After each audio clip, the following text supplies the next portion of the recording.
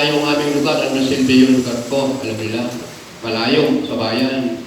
Pag-uwi ka ng bayan ng Pagbilao, dagat ang dadaanan. Ay pag masamang panahon, sinasamahan ko ng panahon ng sakong tutuluyan na ako. Kaya doon lang tayo sa Pagbilao.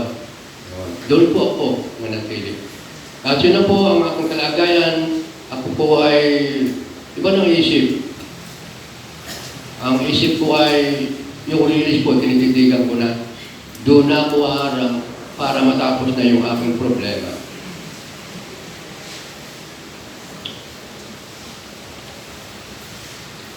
Mabuti po, Panginoon, panahon po yung mayroong broadcast si Pastor sa radyo, tinig ng kaligtasan ng programa po niya yun. DCLT. Biyernes po yun, binuksan po ng Mission Radio namin. Yun, nung buksan yung radyo, matatapos na po yung kasi 15 minutos lang eh. Matatapos na nagsasalita, siguro sila Piyon, o kaya si Mining. Sabi nung nagsasalita, kung kahit may karamdaman, wala pong imposible sa Diyos.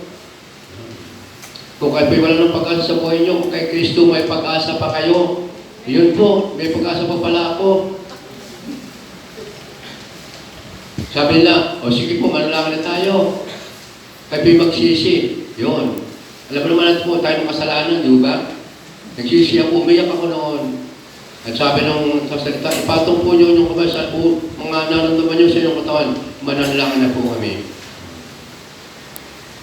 Yun po, nalangin po sila at tumatas. Ang panalangin doon, naramdaman ko na iba yung aking naging pakiramdam.